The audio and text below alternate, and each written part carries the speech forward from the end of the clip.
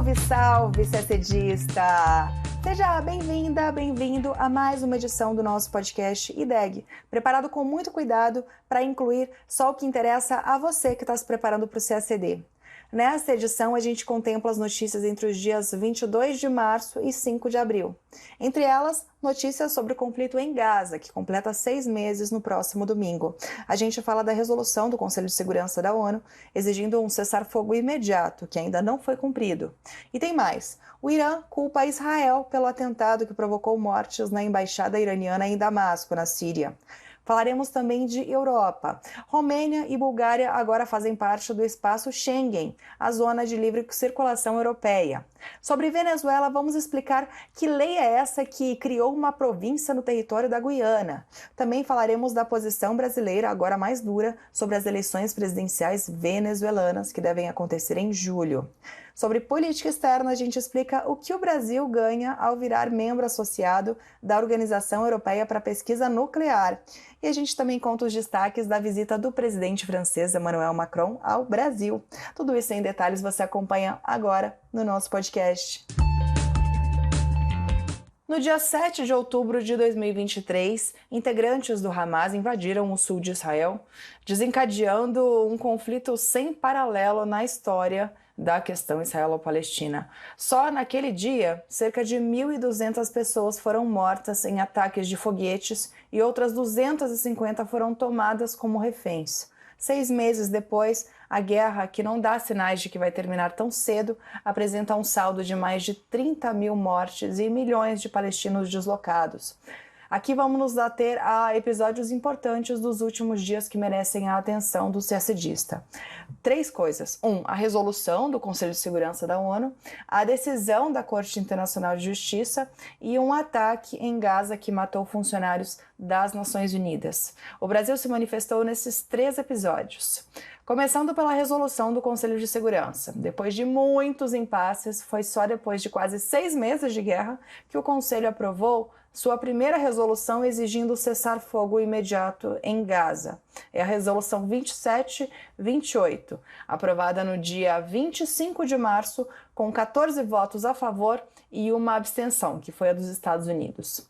O texto exige cessar-fogo até o final do mês sagrado do Ramadã, que é 9 de abril, e exige também a libertação imediata dos reféns e o acesso humanitário para atender às necessidades médicas e humanitárias.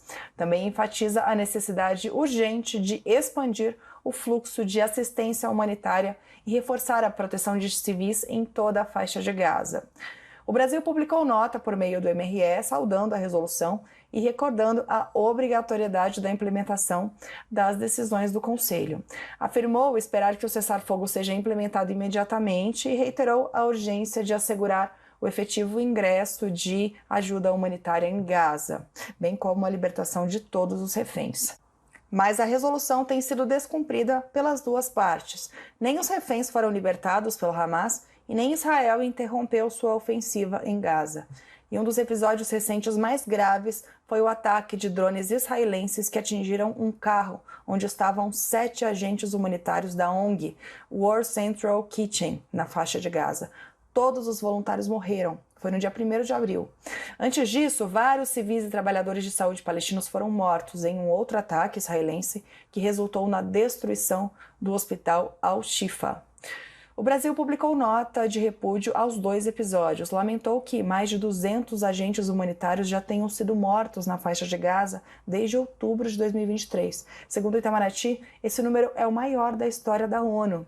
Na nota, o governo brasileiro manifestou também o firme repúdio a toda e qualquer ação militar contra alvos civis, sobretudo aqueles ligados à prestação de ajuda humanitária e de assistência médica.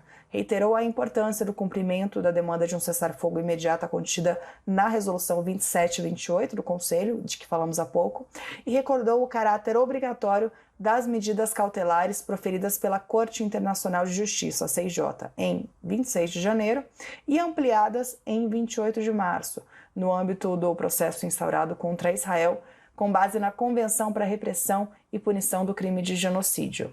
Essa decisão da CIJ, de 28 de março, é o nosso terceiro tópico. Por meio de uma medida cautelar, a Corte ordenou que Israel garanta o livre acesso de ajuda humanitária para Gaza. A CIJ constatou que não há mais em Gaza apenas um risco de fome, mas sim de fome instalada. A Corte instou Israel a adotar medidas necessárias em cooperação com as Nações Unidas para garantir o fornecimento de serviços básicos e de assistência humanitária aos palestinos em Gaza, inclusive com o aumento do número de pontos de travessia terrestre. Na ocasião, o governo brasileiro afirmou esperar que as medidas possam resultar em urgente alívio humanitário para Gaza e em um ambiente de diálogo político que permita um cessar-fogo definitivo, a libertação imediata de todos os reféns e a retomada de negociações para a solução de 2 estados, com um estado da Palestina economicamente viável, convivendo lado a lado com o estado de Israel, em paz e segurança, dentro de fronteiras mutuamente acordadas e internacionalmente reconhecidas. Ainda falando de Oriente Médio e ainda no contexto do conflito israelo-palestino, no dia 1º de abril, um ataque aéreo contra o consulado do Irã em Damasco, na Síria, provocou mortes e ferimentos entre funcionários diplomáticos e consulares iranianos. O ataque, atribuído a Israel, deixou ao menos 11 mortos, 7 dos quais eram funcionários do corpo da Guarda Revolucionária Islâmica do Irã. Israel não assumiu a responsabilidade pelo atentado, mas o Irã culpou Israel e prometeu vingança. O assunto foi levado ao Conselho de Segurança da ONU, mas adivinha? Mais uma vez, a sessão terminou em impasse. Estados Unidos, França e Reino Unido, que são aliados de Israel, vetaram um projeto de resolução apresentado pela Rússia condenando o ataque. O governo dos Estados Unidos afirmou que os fatos ainda não estão claros e que a aprovação de uma resolução nesses termos seria precipitada. O secretário-geral das Nações Unidas, Antônio Guterres, bem como a União Europeia, além de vários países, condenaram o ataque à embaixada israelense em Damasco, incluindo o Brasil. Em nota, o governo brasileiro recordou a obrigação de todos os países de observarem o princípio da inviolabilidade das representações diplomáticas e consulares, como determinado pelas convenções de Viena, sobre relações diplomáticas e sobre relações consulares, de 1961 e 1963, respectivamente. O governo brasileiro lembrou também que o respeito à soberania e à integridade territorial dos países é princípio basilar da Carta das Nações Unidas e exortou todas as partes envolvidas a exercerem o máximo de contenção. E expressou, por fim, preocupação com a disseminação de focos de hostilidade na região que podem resultar em consequências graves e imprevisíveis para a estabilidade no Oriente Médio. Agora falamos de Europa. No dia 31 de março, a Romênia e a Bulgária entraram oficialmente no espaço Schengen, a vasta zona de livre circulação europeia. O ingresso, que levou 13 anos para acontecer, beneficia viajantes nos aeroportos e portos, que ficarão livres de controle de passaportes. Mas, por enquanto, a medida não abrange as fronteiras terrestres. A responsável pelo veto da entrada plena dos 2 países foi a Áustria, que temia um grande fluxo de requerentes de asilo por terra. O veto revoltou as entidades de transportes terrestres dos 2 países, que continuarão a enfrentar filas nas fronteiras. Uma associação comercial búlgara, por exemplo, afirma que praticamente não haverá impacto na circulação de bens, já que 97% das mercadorias búlgaras passam por terra. Ainda não há previsão para que os 2 países entrem plenamente no espaço Schengen. De qualquer maneira, a liberação nos portos e aeroportos beneficiam diversos setores, como o turismo. Agora, com a inclusão da Romênia e da Bulgária, ainda que parcial, a zona Schengen passa a ter 29 membros, 25 dos 27 estados da União Europeia e 4 vizinhos associados: Suíça, Liechtenstein, Noruega e Islândia. A Croácia, que entrou na União Europeia depois da Romênia e da Bulgária, ingressou plenamente no espaço Schengen em janeiro de 2023. Agora chegamos à América do Sul para falar de Venezuela. Na quarta-feira, dia 3 de abril, o presidente venezuelano Nicolás Maduro promulgou uma lei que cria uma província venezuelana na região de Essequibo, dentro do território hoje reconhecido internacionalmente como da Guiana. A iniciativa acirra o conflito entre os dois países vizinhos sobre a região, que representa 74% do território todo da Guiana e é alvo de disputas territoriais há mais de um século. A criação dessa nova província venezuelana reflete o resultado de um referendo não vinculante promovido pelo governo Maduro em dezembro do ano passado, no qual os venezuelanos que participaram da votação votaram para que a região de Essequibo fosse incorporada à Venezuela. A norma promulgada por Maduro nesta semana determina que a população da Guiana Essequiba poderá eleger representantes para a próxima legislatura da Assembleia Nacional Venezuelana, que será eleita em 2025. A norma também proíbe a publicação de mapas políticos da Venezuela sem a incorporação da Guiana Essequibo e permite que o presidente da Venezuela proíba a celebração de contratos ou acordos com pessoas jurídicas que operem ou colaborem com operações estrangeiras nos territórios terrestres dessa chamada Guiana Essequiba, que na verdade é a Guiana. O interesse de Maduro pela região de Essequibo foi exacerbado a partir de 2015 por descobertas de imensas reservas de petróleo na costa da Guiana, que atraíram grandes consórcios internacionais, sendo a americana ExxonMobil e a petroleira mais presente na região. De fato, internacionalmente não há consequências, a não ser que aconteça algum conflito militar. A gente ainda não sabe o que vai acontecer a partir desse momento. O presidente da Guiana, Mohamed Irfan Ali, afirmou que, ao promulgar essa lei, a Venezuela está, obviamente, violando os princípios do direito internacional. E reiterou que não permitirá que o país vizinho incorpore a região que representa mais de 2/3 do território da Guiana. As relações da Venezuela com o Brasil também não estão das melhores. No dia 26 de março, o governo brasileiro afirmou em nota que acompanha com expectativa e preocupação o desenrolar do processo eleitoral na Venezuela. Foi uma das primeiras vezes que o Brasil, na gestão do terceiro mandato de Lula, se manifestou sobre a deterioração democrática na Venezuela. Isso que aconteceu, qual que é o contexto disso tudo? É que o prazo de registro das candidaturas para as eleições presidenciais venezuelanas, que vão acontecer em julho, esse prazo tinha acabado na noite anterior, dia 25, e o bloco da oposição, a plataforma unitária, não conseguiu, foi impedida de inscrever a candidata Corina Iores.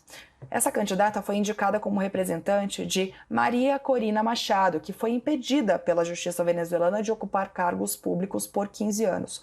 Só que essa Corina Iores, ela não é alvo de nenhuma decisão judicial e assim o governo venezuelano, a princípio, não teria nenhuma justificativa dentro da lei para deixá-la de fora da disputa presidencial, marcada para acontecer dia 28 de julho.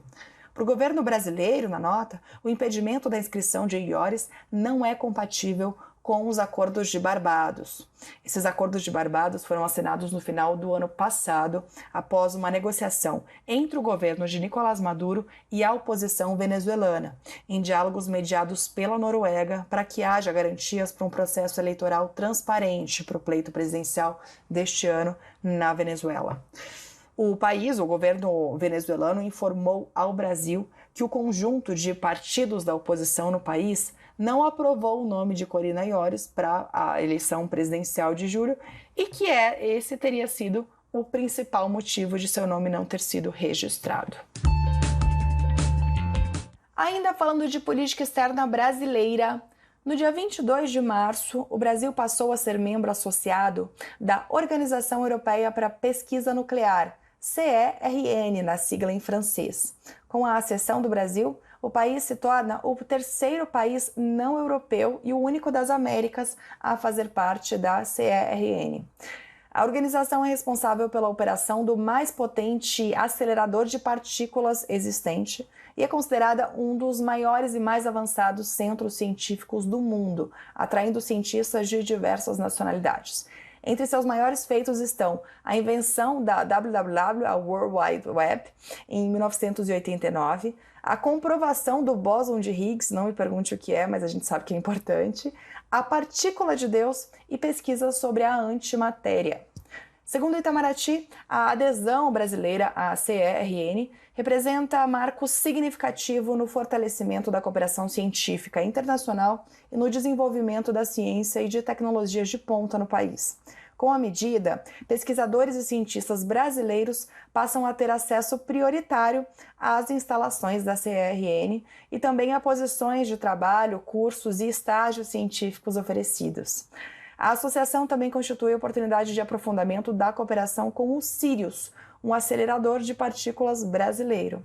Para o setor industrial, em particular, a sessão representa, segundo o Itamaraty, a possibilidade de participação do Brasil em um mercado de licitações da ordem de 500 milhões de dólares anuais. Também, de acordo com o MRE, a cessão do Brasil à CERN reflete o compromisso do país com a pesquisa, o desenvolvimento tecnológico e a inovação, e representa o reconhecimento internacional à excelência científica brasileira.